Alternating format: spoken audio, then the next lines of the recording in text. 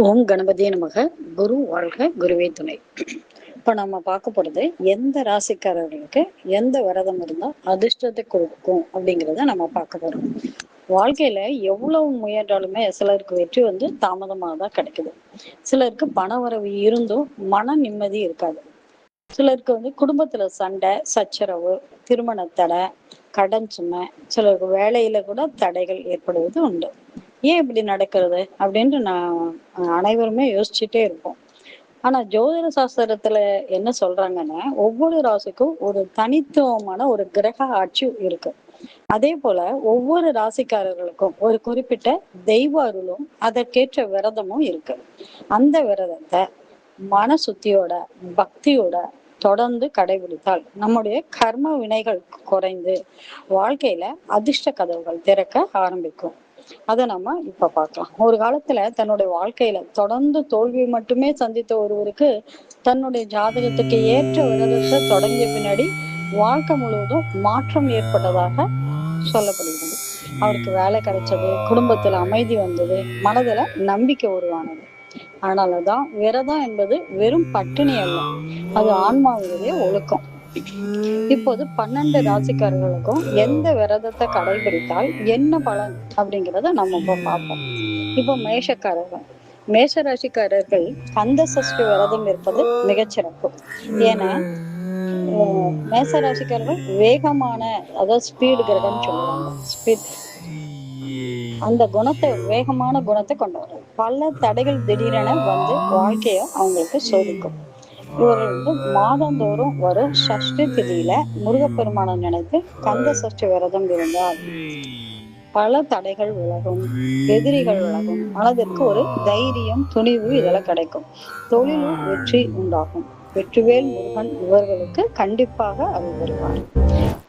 அடுத்ததாக ரிஷபராசி நேயர்களுக்கு ஏகாதசி விரதம் இவங்களுக்கு சிறப்பு. ரிஷப ராசிக்காரர்கள் அமைதியானவர்கள், ஆனால் மனக்கவலை அதிகமாக இருக்கும். இவர்கள் பெருமாளுக்குரிய ஏகாதசி விரதத்தை கடைபிடிப்பது சிறப்பு.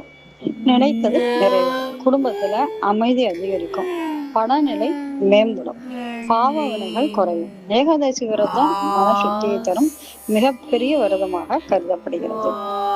அடுத்து மிதுன ராசிக்காரர்களுக்கு பிரதோஷ விரதம் சிறப்பு. மிதுன ராசிக்காரர்களுக்கு சிந்தனை அதிகம், ஆனா முடிவெடுப்பதுல குழப்பம் இருக்கும். இவர்கள் பிரதோஷ காலத்தில் சிவபெருமானை வழிபட்டு விரதம் இருந்தால் ஐஸ்வர்யம் பெருகும், குடும்ப பிரச்சனை தீரும், மன அமைதி கிடைக்கும், சிவ அருள் கிடைக்கும். பிரதோஷ நேரத்தில் நந்தி வழிபாடு செய்வது மிகவும் சிறப்பு. அடுத்து கடகராசிக்காரர்களுக்கு கிருஷ்ண வழிபாடு சிறப்பு.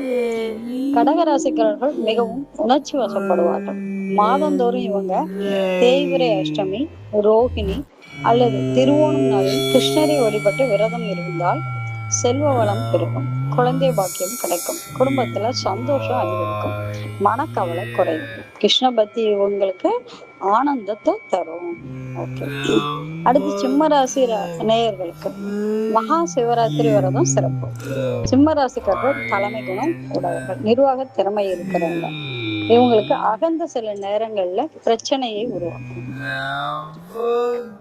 இவர்கள் சிவராத்திரி விரதம் இருக்கிறது சிறப்பு. சகல நன்மைகளும் கிடைக்கும், ஆன்மீக உயர்வு உண்டாகும், பாவங்கள் நீங்கும், வாழ்க்கையில புதிய தொடக்கம் உருவாகும். சிவபெருமானுடைய அருள் இவர்களை காப்பாற்றும். அடுத்து கன்னிராசி நேயர்களுக்கு வரலட்சுமி விரதம் சிறப்பு. கன்னிராசிக்காரர்கள் உழைப்பாளிகள், ஆனால் பணம் தங்காமல் போகும். இவர்கள் வரலட்சுமி விரதம் இருந்தால் பண கஷ்டம் நீங்கும், மகாலட்சுமி வாசம் செய்வாள், சேமிப்பு அதிகரிக்கும், பெண்களுக்கு சௌபாக்கியம் கிடைக்கும். அடுத்ததாக துலாம் ராசி நேயர்கள், இவர்களுக்கு விஷாகம் மற்றும் கார்த்திகை விரதம் ரொம்ப நல்லது. துலாம் ராசிக்காரர்கள் அழகும் சமநிலையையும் விரும்புபவர்கள். இவர்கள் விஷாகம் மற்றும் கார்த்திகை நட்சத்திர நாளில் முருகனை வழிபட்டால் தனம் பெருகும், நல்ல வாய்ப்புகள் கிடைக்கும், புகழ் உயரும், குடும்ப ஒற்றுமை ஏற்படும். விருச்சிகம் அப்படின்னாலே இவங்க கந்த சஷ்டி விரதம் சிறப்பு. அடுத்தது விருச்சிக ராசி நேயர்களுக்கு வாழ்க்கையில திடீர் சோதனைகள் அதிகம் இருக்கும். இவர்கள் முருகனை நினைத்து சஷ்டி விரதம் இருக்கிறது சிறப்பு. வினைகள் விலகும், தீய சக்திகள் அகலும், மன உறுதி கிடைக்கும். எதிர்பாராத வெற்றி கிடைக்கும். தனுசு ராசி நேயர்களே, தங்களுக்கு சங்கடஹர சதுர்த்தி நாளில் விரதம் இருப்பது சிறப்பு.